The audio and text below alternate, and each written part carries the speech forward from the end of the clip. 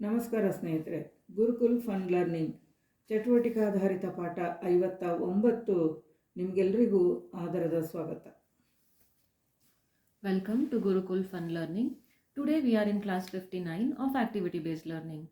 ಬಂಧುಗಳೇ, ಹಿಂದಿನ ತರಗತಿಯಲ್ಲಿ ನಾವು ಅವಿಭಕ್ತ ಕುಟುಂಬದ ಲಕ್ಷಣಗಳೇನು ಅಂತ ಕಲ್ತ್ವಿ. ಇವತ್ತು ಒಂದಷ್ಟು ಅನುಕೂಲಗಳೇನು ಅಂತ ಹೇಳೋದನ್ನು ತಿಳಿಯೋಣ ಬನ್ನಿ. In the last class, we learned the nature of a joint family. Today we will learn about the benefits of a joint family system. ಬಂಧುಗಳೇ, ಇಲ್ಲಿ ಅಜ್ಜ ಅಜ್ಜಿ, ದೊಡ್ಡಪ್ಪ ದೊಡ್ಡಮ್ಮ, ಹಾಗೆ ಅತ್ತೆ ಮಾವ ಮಕ್ಕಳು ಇವರೆಲ್ಲ ಒಂದೇ ಸೂರಿನಡಿಯಲ್ಲಿ ಇರ್ತಾರೆ ಅಂತ ಹೇಳೋದನ್ನು ನಾವು ನೋಡಿದ್ವಿ. ನೋಡಿ, ಇದು ಒಂದು ಥರದ ಚಂದದ ಬದುಕು. ಇಲ್ಲಿ ಕೆಲಸದ ಹಂಚಿಕೆ ಇರೋದರಿಂದ ಕೆಲಸದ ಹೊರೆ ಕಡಿಮೆ ಇರ್ತದೆ. ಆಮೇಲೆ ಒಂದೇ ರೀತಿಯ ಊಟೋಪಚಾರ ವ್ಯವಸ್ಥೆ ಇರೋದರಿಂದ ನಾವೆಲ್ಲ ಒಂದೇ ಎಂಬುದನ್ನು ಇಲ್ಲಿ ಎತ್ತಿ ತೋರಿಸ್ತಾ ಇದೆ. ಹಾಗೆ ಇಲ್ಲಿ ಕೆಲಸ ಮಾಡುವಂತಹ ಇತರ ಸದಸ್ಯರು, ಏನು ನಾವು ಕೆಲಸಗಾರರು ಅಂತ ಹೇಳ್ತೇವೆ, ಇತರ ಕೆಲಸಗಳಿಗೆ ಹೊರಗಿನಿಂದ ಬರುವವರು ಅಥವಾ ಅಲ್ಲೇ ಬೇರೆ ಮನೆಗಳಲ್ಲಿರುವವರು, ಅವರನ್ನು ಕೂಡ ಈ ಒಂದು ಕುಟುಂಬ ತನ್ನ ಕುಟುಂಬದಂತೆಯೇ ಕಾಣ್ತದೆ. ಹಾಗಾಗಿ ಹಬ್ಬ ಹರಿದಿನಗಳಲ್ಲಿ ಅವರಿಗೂ ಕೂಡ ಊಟ ಕೊಡುವಂತಹ ವ್ಯವಸ್ಥೆ ಈ ಅವಿಭಕ್ತ ಕುಟುಂಬದಲ್ಲಿ ಇದೆ. In the joint family, there are grandfather, grandmother, father's elder brother and his wife, their children, father's younger brother and his wife, their children, father's sister, and so on. So it gives a feeling of oneness, a happy home and a stable house.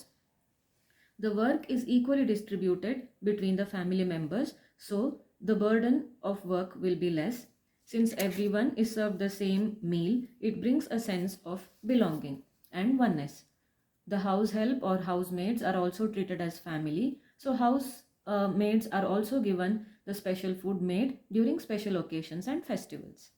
ಬಂಧುಗಳೇ, ಈಗ ಮಕ್ಕಳಿಗೆ ಈ ಹಿರಿಯರ ಮಾರ್ಗದರ್ಶನ ಸಿಗ್ತದೆ. ಅಂದರೆ ಹೇಗೆ ಬದುಕಬೇಕು ಏನು ಅಂತ. ಅಷ್ಟೇ ಅಲ್ಲ, ಈ ಅಜ್ಜ ಅಜ್ಜಿ ಇವರ ಜೀವನ ಅನುಭವಗಳು, ಹಾಗೆ ಜೀವನಾನುಭವದ ಭಂಡಾರವೇ ಇವರ ಹತ್ರ ಇದೆ. ಹಾಗೆ ಇವರು ಹೇಳುವಂತಹ ನೀತಿ ಕಥೆಗಳಿಂದ ಜೀವನ ಅಂದರೆ ಏನು, ಜೀವನ ಹೇಗಿರಬೇಕು, ಹೇಗೆ ಜೀವನವನ್ನು ನಡೆಸಬೇಕು, ಹೇಗೆ ಇತರರಿಗೆ ಗೌರವ ಕೊಡಬೇಕು, ಸುಖಕ್ಕೆ ಹಿಗ್ಗದೆ ದುಃಖಕ್ಕೆ ಬಗ್ಗದೆ ಬದುಕನ್ನು ಹೇಗೆ ನಡೆಸಬೇಕು ಅಂತ ಹೇಳೋದು ತಿಳಿಯುತ್ತೆ. ಅಷ್ಟೇ ಅಲ್ಲ, ಎಲ್ಲಾದರೂ ಒಂದು ಫ್ಯಾಮಿಲಿ ಅಥವಾ ಒಂದು ಕುಟುಂಬ ಏನೋ ಒಂದು ಕಾರಣಕ್ಕೆ ಹೊರಗೆ ಹೋದಾಗ ಅವರ ಮಕ್ಕಳನ್ನು ಯಾವುದೇ ಆತಂಕ ಇಲ್ಲದೆ ಇವರೊಟ್ಟಿಗೆ ಬಿಟ್ಟು ಹೋಗ್ಬೋದು.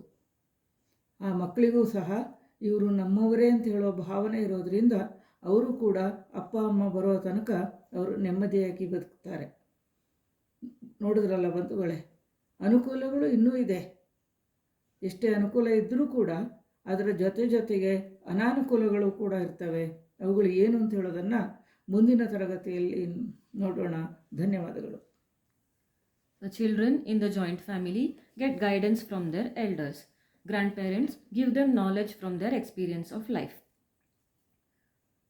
The children will know morals and how to lead their life in a moral and ethical way by listening to the stories the grandparents narrate the children every day. When the parents need to travel to faraway places, the other family members take care of the children. In summary, a joint family has its benefits to lead a stable life. There are also some disadvantages to a joint family. We will learn about this in the next class. Thanks for learning with us.